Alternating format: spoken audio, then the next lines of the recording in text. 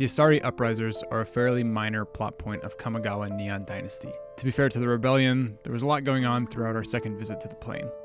However, our main character of this video, Ishen, is an even smaller point of the plot. He's only referenced once throughout the whole story, and that's on his card. The story of Ishen, small as it may be, is a story of a man who's forced to question his upbringing and the reality he was raised to believe true. This is the story of Ishen, Two Heavens as One. The title Two Heavens as One may seem a peculiar title in the context of Kamigawa. It's actually a call out to Miyamoto Musashi's two-sword style Niten Ichi-ryu. This is because Ishin's designers referenced Musashi in development of Ishen as a character. To better understand who Ishen was, we can look at Musashi himself.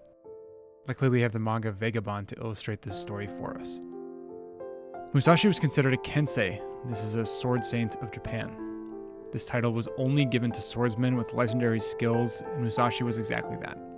A swordsman first, he was also a philosopher, a strategist, a writer, an artist, and a Ronin. Musashi gained notoriety for his sword skills at a very young age and boasted an undefeated record of 61 victories in as many duels. While trying to fill in the blanks of who Ishen is and how he fits into the story of Kamigawa, I like to think of him as a similar man to Musashi. Ishen devoted his life to the blade, but that didn't stop him from appreciating the little things around him. A cool breeze on a hot summer night, the taste of a fresh cooked meal. This attention to detail instilled a deep sense of morality in Ishen. Aren't those the very things worth fighting for? What use is fighting if it's only to control the universe's most beautiful things? As Ishen's tenure as a samurai ended, he found the Imperial's rule to be too rigid, lacking regard for the needs of Kamigawans outside of Eiganjo. Originally, Ishen was trained by the Imperials, the leading faction of Kamigawa under the Wandering Emperor. Ishen was a bodyguard for an Imperial statesman and found great satisfaction with the job he was tasked with. Ishen would have found purpose with this position. All of this changed when the Emperor disappeared. As we now know, the Wandering Emperor couldn't control her planeswalker abilities after her spark ignited. This left the central government of Kamigawa splintered. Fearing they would not be able to maintain peace or control of Kamigawa, the Imperials put in place rigid rules around who would be allowed access to technology. Imperial bureaucrats are worried that if citizens of Kamigawa were allowed unlimited access to technology, they would just oust the bureaucracy from their cushy positions and disrupt the order of the plane. However, these edicts disproportionately favored a minority of Kamigawans and had adverse effects across the plane, one of which was leaving Ishen's lord destitute and Ishen without a job. Another was causing the very rebellion these politicians hoped to prevent. After Ishen was left without a position, he traveled across the countryside doing what odd jobs he could. That was before he finally landed a position in Sookanan as a blacksmith's aide. It was here that Ishen learned about the Assari uprisers, a group who had the singular motive of overthrowing the Imperials to bring freedom to the people of Kamigawa. I want you to put yourself in his shoes for just a moment. You're a man who was trained in a rigid structure for years, made something of yourself within that structure, and then one thing fails and suddenly the entire system turns on its head. This would likely lead you to question your reality and beg the question, is this really the way things should be done?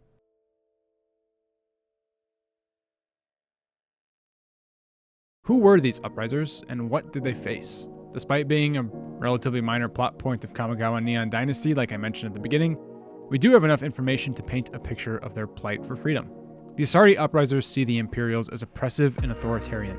When the Emperor disappeared, bureaucracy and politics seemingly became more important to the court than the needs of the people.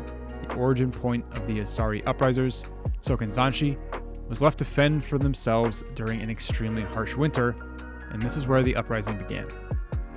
The Assari uprisers want to share the considerable power and technology of Kamigawa amongst its people, in complete defiance to the Imperials, who restrict technology in the name of maintaining social stability. In essence, this is a group of people who are left to the wolves by their government, and rather than simply rolling over and dying, they put their skills as artisans and warriors to use against their own government. It's difficult not to empathize with the Assari uprisers. They're honest people who are just impacted by the decisions of others who seem to lack any compassion for the needs of those outside of their aristocratic bubble. Ishen is a kindred spirit, and was similarly impacted, hence why it was seemingly so easy for him to commit his swords to the movement. The uprisers and Imperial forces clash in pockets throughout Kamigawa, but no area is more battle-stricken than their home territory of Sookanan. Of course, the residents of the city are also the ones most impacted by the Imperial's restrictive edicts, so you can only imagine they fight that much harder to defend their homes. The Assari Uprising is a relatively flat organization, but it does have one leader, Risona, Assari commander. Originally a blacksmith for the Imperials, her disdain for what was done to Sokanzanshi was channeled into fury as she took up the Assari Uprisers banner. With a military coup brewing, let's compare what the two forces look like. The Uprisers are scrappy, having to be because of their lack of new materials to use in their war efforts. The battle lines of the Assari Uprising are primarily filled with the locals of the Sokanzan Mountains. These are not your prim and proper samurai, they're tradesmen, Ronin, goblins, and scrap metal. Their effectiveness is more in their fervor and determination than anything else. Inversely, the Imperials are really the superior forces in this conflict, but they are fighting across multiple fronts.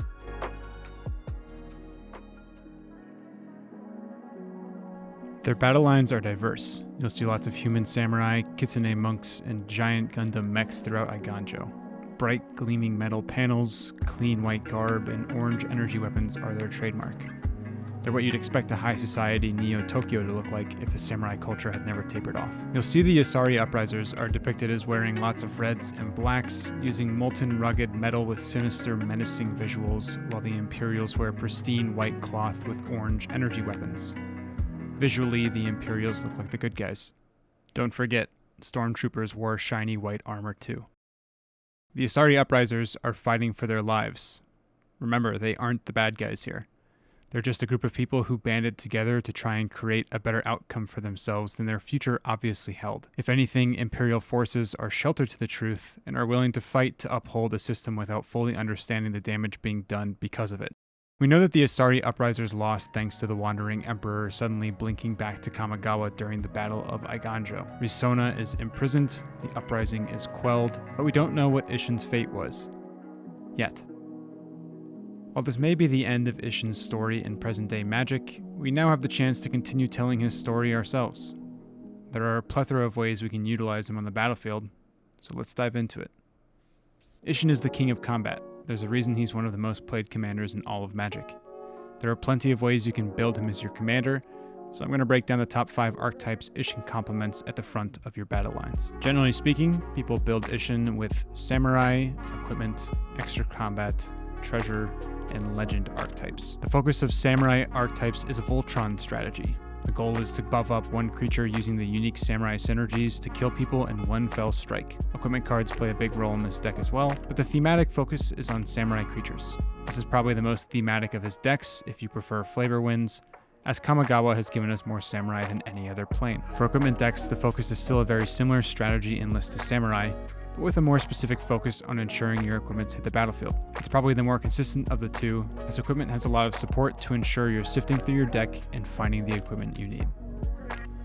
If you come for the king, you best not miss. That's what this deck lives by when you build extra combats. If you're not removed as the biggest threat on the board, you'll chain together extra combats, often in an infinite combo, and add another W in the win column for your deck.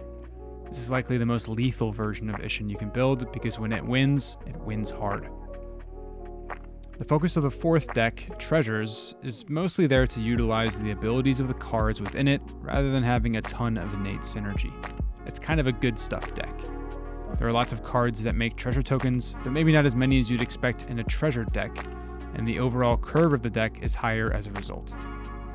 This is less of a treasure matters deck, and more of a get lots of mana to pay for expensive things. Do you know it has a lot of abilities and triggers? Legendary creatures. Ishen takes advantage of that with our 5th and final archetype.